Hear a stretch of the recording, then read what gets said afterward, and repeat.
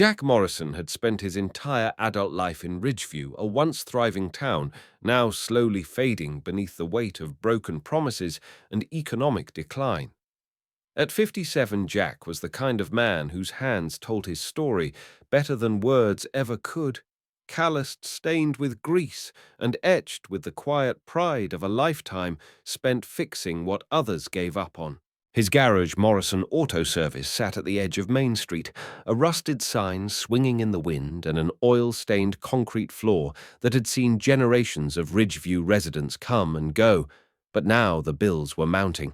The mortgage was months overdue, and the local bank had stopped returning his calls. The most painful weight of all, however, was the unopened envelope on his kitchen table, his daughter Lauren's college tuition notice red-stamped with the words, "Final warning." Jack had promised his late wife he'd get Lauren through school no matter what, and now that promise was hanging by a thread. That thread began to shift one cloudy Wednesday morning, just as Jack was finishing work on a battered pickup with a failing radiator. A sleek black car cleaner, and newer than anything usually seen in Ridgeview, pulled into the lot. Out stepped a man in his 70s, tall and sharp-eyed, dressed in tailored khakis and a wool coat that probably cost more than Jack's monthly income. The man introduced himself as Henry Whitaker, a well-known vintage car collector whose name Jack had only heard in hushed tones and old magazines. Whitaker wasn't here for a social visit. He was towing a 1956 Astoria V12, a gleaming midnight blue classic with a mystery buried deep in its engine. According to Whitaker, the car had passed through the hands of 7 expert mechanics across the country, each of them highly certified, well-equipped, and ultimately defeated. The engine started fine, then shut down after 10 minutes of running time. No error codes, no clear pattern, no fix. Now the billionaire had brought the challenge to Ridgeview to a humble mechanic whose tools were older than most of today's engineers. Jack stared at the covered vehicle, his heart racing.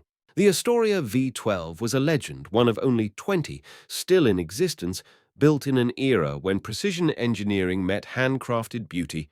He felt a spark, something he hadn't felt in years, a surge of curiosity mixed with awe. Whitaker studied him closely, no doubt judging his worn-out uniform and tired eyes, but Jack didn't flinch.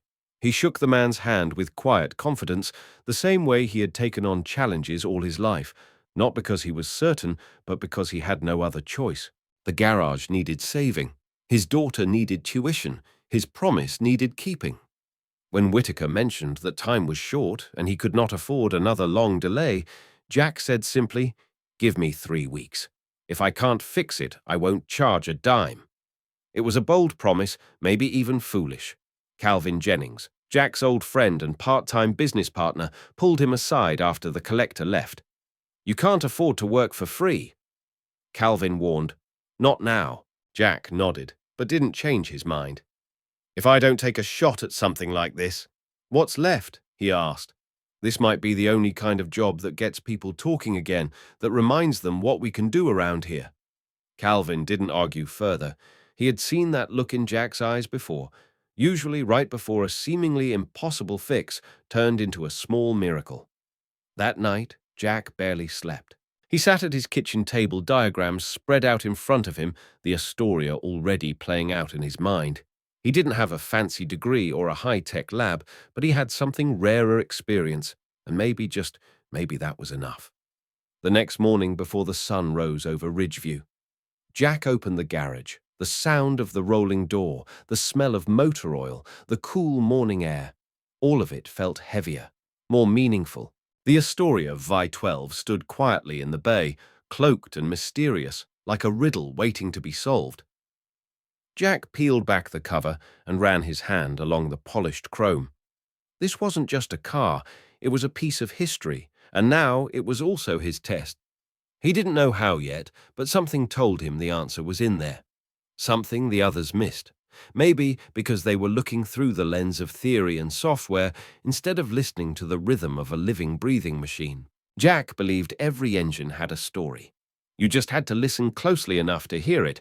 What Henry Whitaker didn't know and what Jack hadn't said aloud to anyone, Not even Lauren was that this job wasn't just about money or pride. It was about redemption, about proving that the things you build with your hands, your heart, and your stubborn refusal to quit still matter in a world moving too fast. That someone like him, a man with worn boots and an empty bank account, could still be the answer when everyone else failed. As he prepared to turn the ignition for the first time, Jack felt a calm resolve settle over him.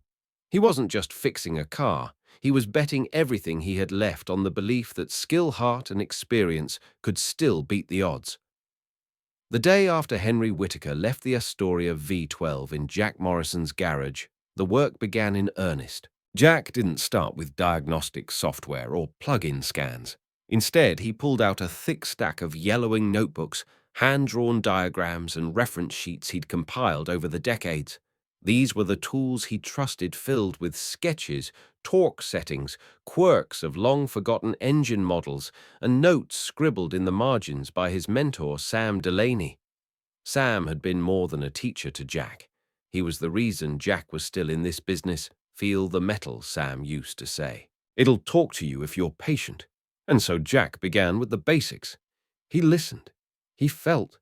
He smelled the faint residue of old fuel, rubbed his fingers across the coolant lines, and traced the engine's spine with reverence. This wasn't just repair. It was communion. By mid-morning, the first signs of life stirred inside the shop. Marcus Lopez, Jack's young apprentice, burst through the side door with a backpack slung over one shoulder and a half-eaten breakfast sandwich in his hand. That. The Astoria? He asked wide-eyed. Jack nodded without looking up. You're going to want to wash your hands before you touch anything near it. Marcus chuckled, dropped his bag, and did exactly that. Minutes later, Lauren arrived, still in her Valley State hoodie, hair pulled into a messy bun and textbooks under one arm. I brought notes from Dr. Grant's lecture on microthermal systems, she said already, pulling up a stool beside her dad. Jack gave her a nod of approval. Despite the weight of their financial situation, Lauren had kept pushing forward in her engineering program. And now, with the Astoria in the bay, she was seeing firsthand why theory needed practice and why old knowledge never truly dies. Together, the three formed an unlikely team. Jack with his hands and instincts, Lauren with her academic insights, and Marcus with the hungry eyes of someone desperate to learn. Jack showed Marcus how to disassemble the exterior casings without damaging the original seals. Most people rip these apart, Jack muttered. But it's not just about getting inside, it's about respecting how it was put together in the first place. He handed Marcus a tool that hadn't been manufactured in over 30 years. Ever seen one of these? Marcus shook his head. Nope. What's it for? It's for listening, Jack said with a grin. Sometimes engines don't scream the problem, they whisper it. Lauren laughed. You sound like a machine whisperer. Dad Jack raised an eyebrow. You don't fix a car like this with a laptop. You fix it with your ears and your fingertips. They spent the next several days eliminating the usual suspects. Jack checked fuel pressure across the primary lines. Stable Lauren analyzed the ignition timing. Perfect. Marcus crawled beneath the chassis to check for grounding faults. None. Each test ended in the same frustrating result. Everything appeared flawless. And yet, as Whittaker had described, the engine died precisely 10 minutes after ignition. No sputter, no warning. Just a sudden halt, almost like it decides to quit. Marcus, said Jack, nodded grimly. Or something makes it quit once it hits a certain threshold. That's when Jack started thinking beyond the obvious. Engines don't decide anything, but they do change under heat. That's when the old lessons returned to him. Sam Delaney's stories of engines with tight tolerances and parts that expanded just enough to cause chaos when warm. Jack leaned deeper into the mystery. He borrowed a thermal sensor gun from Dr. Grant's lab and began recording surface temperatures during test runs. Patterns emerged. The rear cylinder casing reached slightly higher temperatures than the rest, barely a few degrees, but it was something. That's weird, Lauren noted, reviewing the heat charts. The airflow's balanced, so why is this area hotter? Jack stared at the data. Maybe it's not the heat itself, he said slowly. Maybe it's what the heat does to something that doesn't belong. That night, Jack pulled out the original blueprints for the Astoria V12, which Whitaker had thankfully provided. With Lauren and Marcus's help, he began comparing each part to the actual engine, piece by piece. It was tedious, exhausting work. But by dawn, they had a theory. One part, a narrow oil sleeve deep inside the engine's mid-block, was ever so slightly off-spec, just a fraction of a millimeter thicker than the original design, too small to flag in a modern scan, but big enough to affect thermal expansion. Jack leaned back in his chair, rubbing his temples. "This isn't a new part," he said. "It's a reproduction, probably installed during a previous restoration years ago. Under cold or moderate use, it's fine. But when it heats up, it expands just enough to bind the system and kill the engine." Lauren looked at him with wide eyes. "That's brilliant and terrifying. No wonder nobody else caught it." Jack exhaled slowly, because they were looking at what was there. But the real problem was in what didn't belong. The mystery, it seemed, wasn't just mechanical, it was generational, a hidden flaw in a nearly perfect replica. And Jack Morrison, with decades of grease and grit under his nails, had found it by trusting the one thing modern machines still couldn't replicate. Instinct, Jack Morrison stood in the dim glow of his garage's workbench. Diagrams spread across the surface like a battlefield map. It was nearly midnight, but his focus hadn't wavered for hours.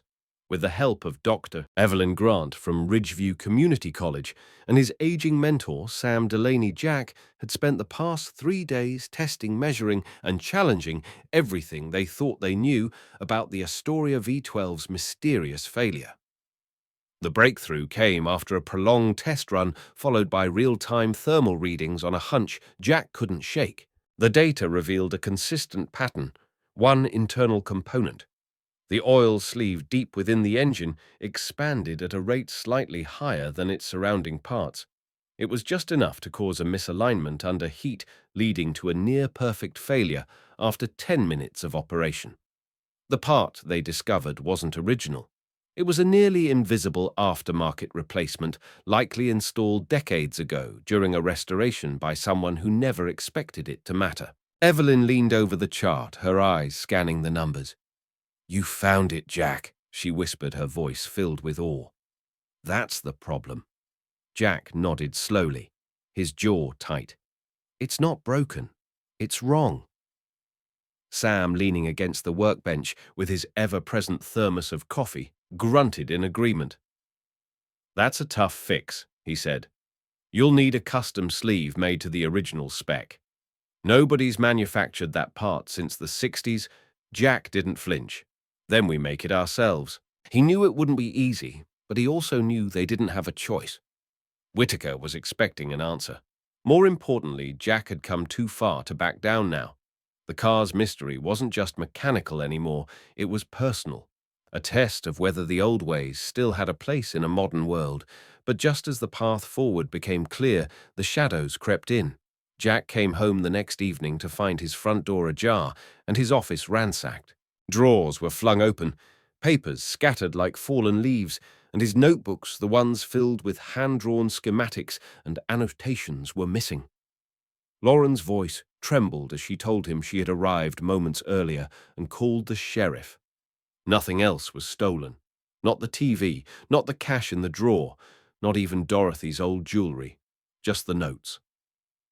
That night, as the sheriff's cruiser pulled away, Jack found a single envelope on his workbench. No stamp, no name, just his own handwriting on the label, clearly traced from stolen documents. Inside was a typed note. "Stop working on the Astoria. Next time it won't be empty." He stood there frozen, the hum of the garage's fluorescent lights suddenly louder than it had ever been before. Jack didn't sleep that night. Instead, he sat at his kitchen table staring at the note while Lauren paced behind him. "You can't keep doing this," she whispered. "This is bigger than a car now." Jack looked up at her, his eyes heavy but steady. "Which is exactly why I have to." He called Sam the next morning, and Evelyn, not long after. He explained the threat, the break-in, and the missing notes. Both were alarmed, but neither suggested quitting. "If someone's trying to stop you," Sam said you're closer than you think. Jack took that as all the motivation he needed. By noon, he was back in the workshop, blueprinting a corrected version of the oil sleeve. He and Marcus used Benjamin's old lathe, the same one that had shaped hundreds of custom parts decades earlier, to begin fabricating a replacement. It was slow, delicate work. Thousandths of an inch mattered. The sleeve had to match the original specs precisely, or it would fail just like the last. 2 days later, under the dim yellow lights of the garage, Jack held the finished part in his hands. It was unassuming, a small cylindrical piece of steel, no larger than a roll of coins. But in that simple part lived the difference between failure and redemption. Lauren watched from a stool nearby, her expression unreadable. "You're sure it'll work?" she asked. Jack turned the piece over slowly. "No," he said honestly, "but it's right, with Marcus assisting." Jack carefully reassembled the Astoria's engine, every bolt tightened with intention, every movement deliberate. It was like performing surgery on a legend. When the hood closed, Jack wiped his hands and nodded toward the ignition. "Let's see if she sings." The engine started with a confident growl. 10 minutes passed. Then 15, 20, still running stronger than ever. By the time the clock hit an hour, Jack allowed himself the smallest smile. "She's back," he whispered. When Henry Whittaker returned that afternoon, the Astoria was idling gracefully in the center of the bay. Jack explained the issue, the hidden flaw and the corrected part now purring beneath the hood. Whittaker listened quietly, then stepped forward and rested his hand on the car's fender, his eyes slightly misted. "You fixed what 7 others couldn't," he said softly, "and you did it with fewer tools than some of them have in their briefcases." He turned to Jack, extending a firm hand. "You didn't just repair a car. Mr. Morrison, you restored a piece of my family's history, and in doing so, you've earned my deepest respect."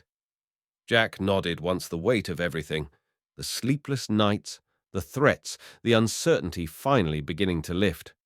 But somewhere in the back of his mind, a quiet voice remained. If someone had gone to such lengths to stop him, what was really hiding behind that engine failure? The answer he suspected was only just beginning to reveal itself. The morning after the Astoria V12 purred through its first uninterrupted test run, Jack Morrison arrived at the shop early, expecting a quiet start to the day. Instead, he found Henry Whittaker already there, pacing beside the vehicle with a furrowed brow and a manila envelope tucked tightly under one arm. "We need to talk," Henry said, bypassing all pleasantries. He opened the hood of the Astoria and pulled out the defective oil sleeve Jack had removed days earlier, only this time it had been carefully dismantled. Inside the hollowed-out metal, Henry revealed a rolled-up strip of black microfilm, small and fragile yet unmistakably deliberate. "I didn't know this was in here," Henry admitted, "but someone clearly did. And now that you've uncovered it, there's no turning back." Jack stared at the film in disbelief. What had started as an engine problem had just morphed into something far deeper and far more dangerous. Within hours, the FBI arrived at Ridgeview. Agents in dark suits and quiet shoes moved through Jack's shop with clinical precision. Jack, stunned but cooperative, recounted everything. His diagnosis, the machining of the replacement sleeve, and the odd break-ins that now seemed far less random. Agent Lauren Keller, a seasoned investigator with sharp eyes and a no-nonsense tone, explained the stakes. The microfilm, she said, contained records from a 1930s banking scandal involving fraudulent loans, government bribes, and the deliberate manipulation of federal bailouts during the Great Depression. Most astonishingly, some of the financial institutions involved had evolved into powerful corporations today, and several of the names tied to the scandal matched those of sitting senators, judges, and media moguls. "This isn't just history," Keller said. "It's leverage, and someone still wants it buried." As news spread quietly within official channels, the pressure outside intensified. Jack noticed a black SUV parked across from his house for 2 nights in a row. Lauren received anonymous calls, asking if her father was done with the car, yet Evelyn Grant, who had helped facilitate the thermal scans that revealed the faulty part, received a warning letter at her college office typed unsigned and chilling in its directness. "This has to stop," she told Jack over coffee one morning. "These people aren't just rich, they're connected." But Jack, though rattled, refused to back down. "You don't fix an engine halfway," he said. "You see it through." Still, he began to realize that fixing the Astoria hadn't just unearthed history, it had placed a target on everyone involved. Whitaker, surprisingly calm in the eye of the storm, offered a strange reassurance. "They won't come for you directly," he said. "That would draw too much attention. But they will try to discredit or isolate you. That's why we need to move fast." That evening, Whitaker invited Jack to his estate, an expansive property hidden behind wrought-iron gates and ivy-covered walls. They sat on a terrace overlooking a vast garden as the sun sank low on the horizon. "I need to tell you something," Whitaker began. "The Astoria originally belonged to my grandfather. He was part of the inner financial circle during the Depression. The microfilm you found was likely his fail-safe insurance in case everything collapsed." Jack listened, unsure what to say. "I've spent years collecting these cars," Whitaker continued, "but I've never met someone who could listen to a machine the way you do. You didn't just fix that car. You revealed something the most educated minds in the country missed." Then, without ceremony, Henry placed a contract folder on the table. "I'm opening a new restoration facility. Top-tier private clients, one-of-a-kind builds. I want you to run it with me. 50-50 ownership. You'll have the funding, the tools, the freedom and the respect you've always deserved." Jack stared at the papers in silence. The pages promised more than a job, they offered a future. One where he wouldn't have to worry about rent tuition or getting undercut by corporate garages. But the risks echoed in his mind. The break-ins, the threats, the possibility of being entangled in something bigger than he could control. "Why me?" Jack asked. "Because brilliance isn't about degrees or titles. Whitaker said it's about instinct, craft, and courage. You didn't run when things got dangerous, you stayed. That's the kind of person I need beside me." Jack looked down at the folder again, his fingers brushing the corner of the page. For a mechanic from a forgotten town, it was an almost unimaginable turning point. But deep down, Jack had known from the moment the Astoria rolled into his shop that something extraordinary had begun. As Jack drove home that night under the Ridgeview stars, he found himself replaying the journey, not just the mystery of the Astoria, but the lives that had intersected through it. Lauren discovering her own voice in engineering, Marcus absorbing lessons from an era fast disappearing, Evelyn risking her career to help Sam, who had once told Jack, "Sometimes the engine's not the only thing that needs fixing." Now the question wasn't whether Jack could accept the offer, it was whether he could afford not to. The truth had already been set loose, the microfilm had already been found, and the legacy of craftsmanship and conscience Jack carried on his shoulders had just become the foundation of something much larger than he'd ever dreamed. 3 weeks after Jack Morrison signed the partnership agreement with Henry Whitaker, Ridgeview Auto officially began its transformation. The small-town shop where Jack had once battled leaky roofs, unreliable power, and overdue bills now buzzed with the sounds of construction crews and contractors reshaping the space. But Jack wasn't doing it alone. His first call had been to Carl Jennings, his lifelong friend and the shop's co-owner, a man who had stood beside him through hard seasons, late-night repairs, and the quiet moments of doubt. Carl, ever the pragmatist, had asked just one question. "Are you sure this is real?" Jack had smiled and handed him the plans. "It's real, and I want you in on it." Together they built something new.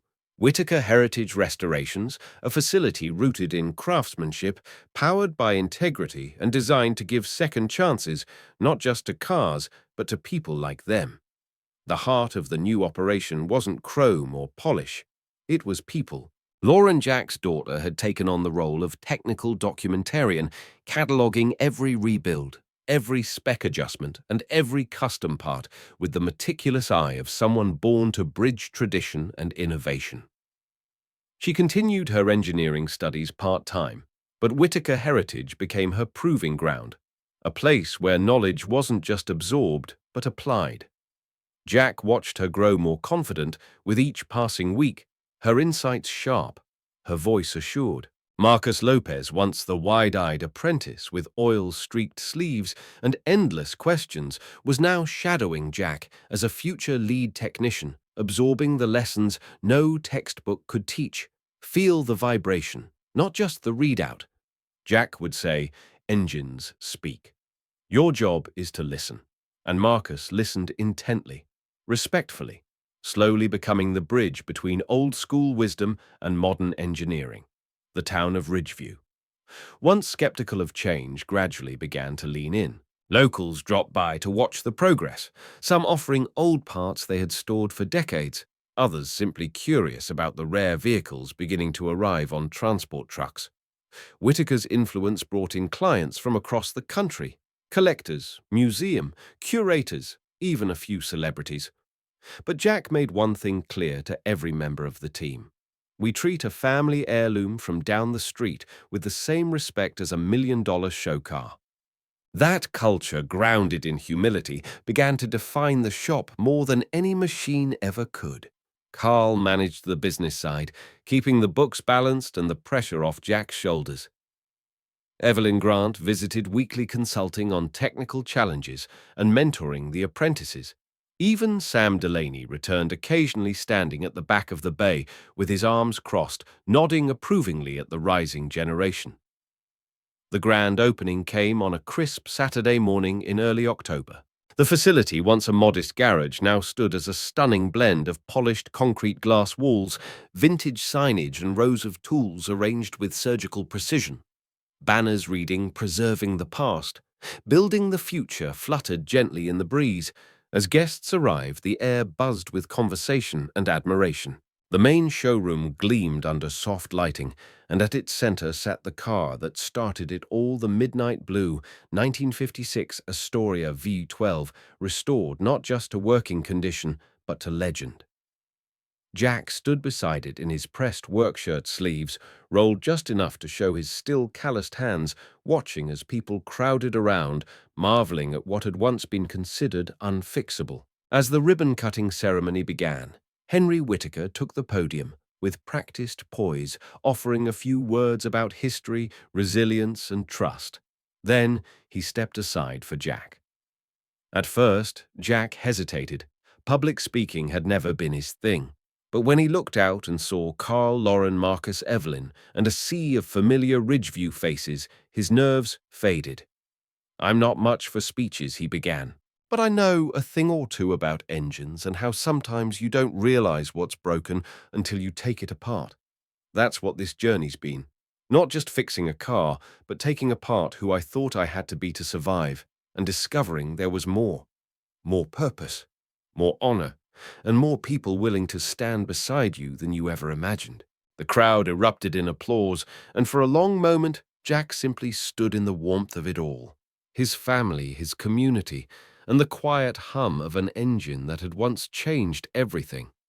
As the day gave way to laughter photos and the smell of grilled barbecue from the corner lot, Jack stepped back into the bay and placed his hand gently on the Astoria's hood.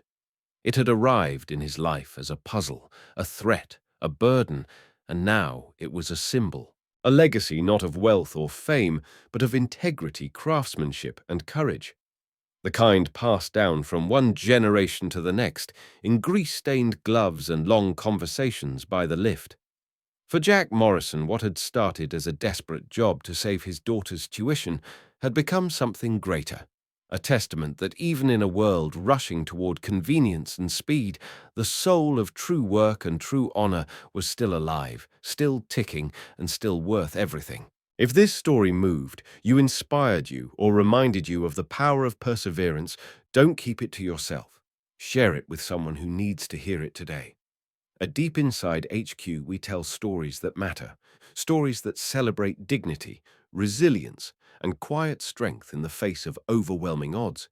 Make sure you subscribe to our channel for more powerful narratives that uncover hidden truths and honor everyday heroes. Your support helps us keep these voices alive. Leave a comment below and let us know what part of Jack's journey spoke to you most. We read every word.